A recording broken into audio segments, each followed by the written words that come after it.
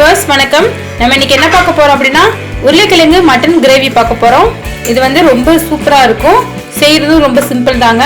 அதுக்கு என்னென்ன பொருட்கள் வேணும்னா நான் வந்து முதல்ல 1/4 கிலோ மட்டன் வாங்கி நல்லா வாஷ் பண்ணி இது மாதிரி சின்ன சின்ன துண்டுகளா நாங்கள் நறுக்கி வச்சிருக்கோம். அதுக்கு நல்லா 2 தக்காளியோ பெரிய தக்காளி எடுத்து கட் பண்ணி வச்சுக்கோங்க. ஒரு 3 பச்சை மிளகாய் கட் பண்ணி வச்சுக்கோங்க.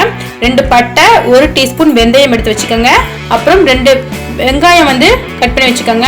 அதுக்கப்புறம் கொஞ்சோண்டு மல்லித்தலை எடுத்து வச்சுக்கோங்க. இஞ்சி பூண்டு பேஸ்ட் நான் அளவு போடும் போது சொல்கிறேன். உப்பு தேவைக்கேற்ப.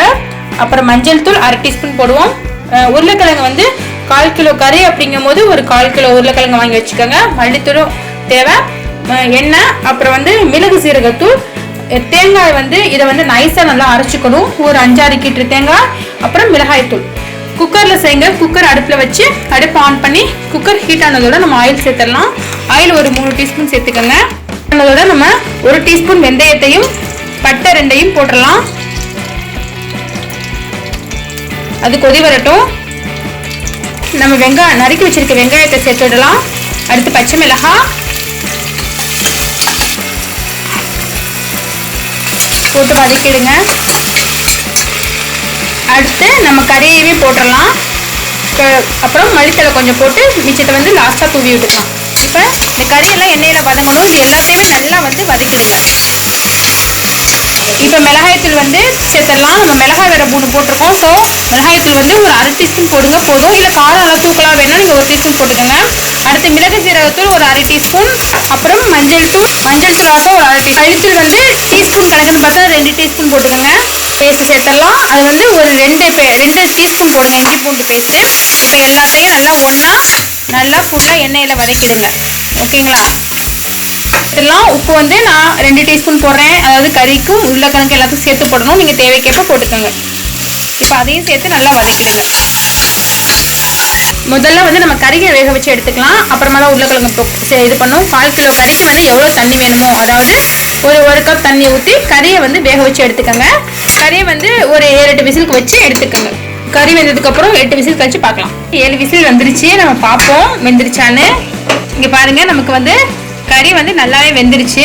இப்போ என்ன பண்ணணும்னா உருளைக்கிழங்க போட்டு திரும்ப ஒரு 2 விசிலுக்கு வச்சுக்கோங்க. உருளைக்கிழங்க நம்ம வந்து திரும்ப ஒரு 2 விசில் வைக்கலாம். வச்சிருந்தேன், வெந்திருக்கும்.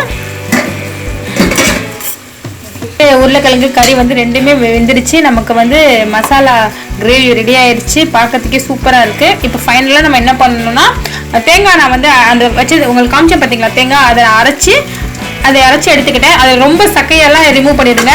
பாலும் கொஞ்சம் சதசதன்னு இருக்கணும். அதையும் இப்போ ஊற்றிடுங்க. அந்த வச்சிருந்த தேங்காவை அரைச்சி ஊற்றிக்கங்க. ரொம்ப சக்கையெல்லாம் ரிமூவ் பண்ணி போட்டுருங்க. இப்போ வந்து ஒரு கொதி தாங்க. இப்போ ஃபைனலாக நான் என்ன பண்ண போகிறேன்னா, நான் பூண்டு வந்து தட்டி வச்சுருக்கேன். அதாவது 4 பல்லு பூண்டு எடுத்துக்கோங்க. பூண்டை வந்து தட்டி கொஞ்சம் மல்லித்தூளை போட்டு மிக்ஸ் பண்ணி இது மாதிரி வச்சுக்கோங்க. ஓகேங்களா? இப்போ அதை மேலே தூவி விட போகிறேன். இப்போ நம்ம அந்த மல்லித்தூளோட தட்டின பூண்டையும் சேர்த்து மேலே தூவி விட்டாச்சு. அவ்வளோதான். இப்போ ஒரு கொதியோட இப்போ வந்து நல்லா கரண்டி வச்சு இது பண்ணிடுங்க. அவ்வளோதான், நமக்கு ரெடி ஆயிடுச்சு. ஃபைனலாக மேலே கோரியண்டர் லீவ்ஸ், கறி லீவ்ஸ், அதாவது மல்லித்தலையும் கருவேப்பிலையும் போட்டு தூவி இறக்கிடலாம். நமக்கு உருளைக்கிழங்கு மட்டன் மசாலா கிரேவி ரெடி ஆயிடுச்சுங்க. இங்கே பாருங்க, ரொம்ப வாசனை மனமாக இருக்குது. பார்க்கறதுக்கும் அழகாக இருக்குது. சாப்பிட்ற சுவையாக இருக்கும்.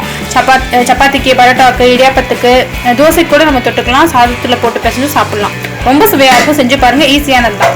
ஓகே, இந்த வீடியோ பிடிச்சிருந்துச்சுன்னா எங்கள் ஹோம் யூடியூப் சேனலுக்கு சப்ஸ்கிரைப் பண்ணுங்கள். தேங்க்யூ.